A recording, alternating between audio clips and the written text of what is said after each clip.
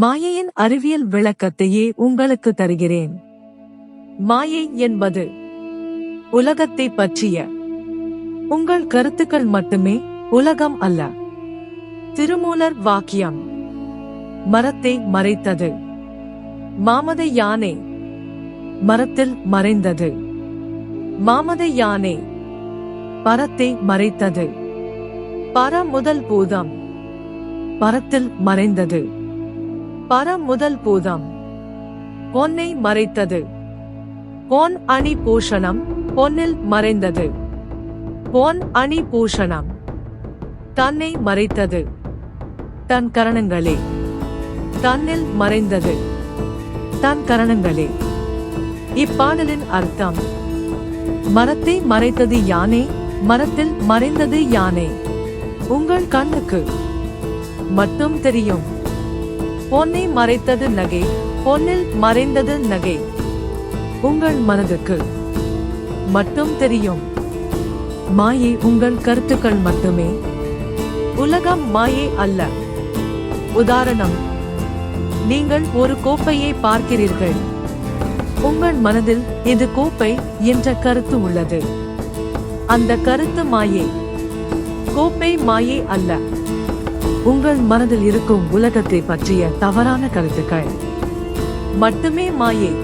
நீங்கள் சரியான கருத்துக்களை வைத்தால் உலகமே உங்கள் உள்ளமாக மாறும். இன்னும் எளிமையாக சொல்கிறேன். மாயை உங்கள் மனத்தில் இருக்கும் உலகம் குறித்த கருத்துக்கள் மட்டுமே. எளிய உதாரணம்: ஒரு மலர் வைத்திருக்கிறீர்கள். உங்கள் மனதில் இருக்கிறது, இது ரோஜா மலர். அந்த இது ரோஜா மலர் என்ற கருத்து மாயை. மலர் மாயை அல்ல. மாயை பார்வை அல்ல, கருத்துக்கள் மட்டுமே. ஏன் இது முக்கியம்? உங்கள் மனதில் உலகத்தை பற்றிய தவறான கருத்துக்கள் இருந்தால் உங்கள் வாழ்க்கை தவறாக இருக்கும். சரியான கருத்துக்கள் இருந்தால் உங்கள் வாழ்க்கை சரியாக இருக்கும்.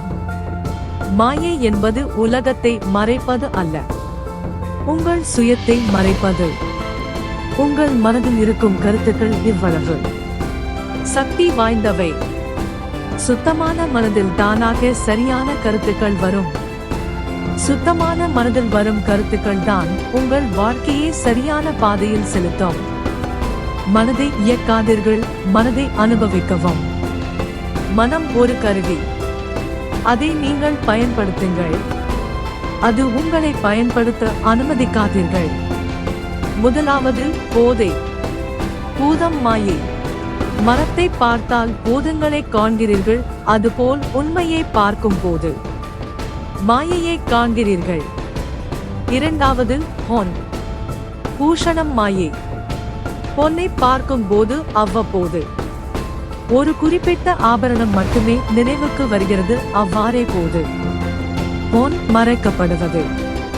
பொன் மாயையால் பொன் மறைக்கப்படுகிறது. மூன்றாவது தன்னை. காரணங்கள் மாயை.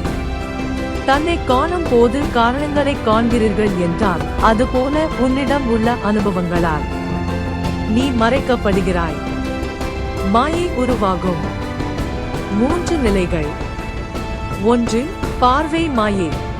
உண்மையை நேரடியாக பார்க்காமல் உங்கள் மனதில் உள்ள முன் அனுபவங்கள் மூலம் பார்க்கிறீர்கள். எடுத்துக்காட்டு: மரத்தை பார்க்கும் போது அந்த மரத்தில் நடந்த துன்பங்களை நினைத்து பார்க்கிறீர்கள். 2. அறிதல் மாயை. தற்போதைய அனுபவத்தை நேரடியாக அறியாமல் மற்ற அனுபவங்களில் இருந்து பெற்ற தகவல்கள் மூலம் அறிகிறீர்கள். எடுத்துக்காட்டு: பொன்னை பார்க்கும் போது அதன் மதிப்பை மட்டும் நினைக்கிறீர்கள், அதன் உண்மையான தன்மையை பார்க்கவில்லை. 3. அனுபவம் மாயை. உள்ளே இருந்து வரும் உண்மையான அனுபவத்தை பார்க்காமல் உங்கள் காரணங்களால் உருவாக்கப்பட்ட அனுபவங்களை எடுக்கிறீர்கள். எடுத்துக்காட்டு: தன்னை அறியும் போது நான் யார் என்ற உண்மையை பார்க்காமல் உங்கள் பெயர், பதவி, அனுபவங்கள் மூலம் உங்களை அறிகிறீர்கள். வெறுமையாக அமர்ந்திருங்கள். எளிய பயிற்சி. ஒவ்வொரு பொருளையும் புதிதாக பார்க்க. ஒரு மேசையை பார்க்கும் போது இது மேசை என்று நினைக்காமல் அதன் வடிவத்தை மட்டும் பாருங்கள். ஒரு மனிதரை பார்க்கும் போது இவர் யார் என்று நினைக்காமல் அவரின் வடிவத்தை மட்டும் பாருங்கள். திருமூலர் வழி. தன்னை மறைத்தது தன் காரணங்களே. உங்கள் காரணங்களே மனம், புத்தி, சித்தம், அகங்காரம். சுத்தம் செய்யுங்கள். காரணங்கள் சுத்தமானால் மாயை தானாக மறைந்துவிடும். 3 வழிகள். 1. பார்வை சுத்தம். பெட்டிக்குள்ளே இருக்கும் பொருளை பார்த்து இது யாது என்று நினைக்காமல் பாருங்கள். இன்றே செய்ய. ஒரு பூவை பார்த்து அதன் வடிவத்தை மட்டும் பாருங்கள். 2. தொடுதல் சுத்தம். உங்கள் உடலை தொட்டு பார்த்து இது நான் என்று நினைக்காமல் பாருங்கள். இன்றே செய்ய. உங்கள் கையை தொட்டு அதன் வெப்பத்தை மட்டும் உணருங்கள். 3. கேட்டல் சுத்தம். ஒரு சத்தத்தை கேட்டு இது என்ன சத்தம் என்று நினைக்காமல் கேளுங்கள். இன்றே செய்ய. பறவைகளின் சத்தத்தை கேட்டு அதன் ஒலியை மட்டும் கேளுங்கள். முக்கிய விஷயம். மாயை இல்லை. உள்ளே சுத்தம் இல்லாத பார்வைதான். சுத்தமான பார்வை இருந்தால் மாயை தானாக மறைந்துவிடும். மாயை போக வேண்டும் என்று அழைக்காதீர்கள்.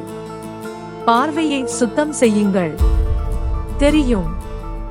மாயை தானாக மறைந்துவிடும். 2. உண்மை தெரியும். ஒவ்வொரு பொருளும் பிரம்மமாக தெரியும். மேசை பிரம்மம், நாற்காலி பிரம்மம், மனிதர் பிரம்மம், சர்வம் கல்விதம் பிரம்மம். எல்லாம் பிரம்மமே. சுதந்திரம் கிடைக்கும். உங்கள் மனதில் இருந்து விடுதலை. இது நல்லது, இது கெட்டது என்று மனம் சொல்லாமல் இருக்கும். உண்மையான சுதந்திரம் கிடைக்கும். எப்படி செய்வது? மார்னிங் ரெவல்யூஷன் பயிற்சி. காலை தாங்கள் கண் விழித்தது முதல் 1.5 மணி நேரம் எந்த பொருளையும் பெயரிட்டு பார்க்காதீர்கள். யோகம் தியானம் மூலம் பார்வையை சுத்தம் செய்யுங்கள். தினசரி பயிற்சி. ஒரு மேசையை பாருங்கள். இது மேசை என்று நினைக்காமல் பாருங்கள்.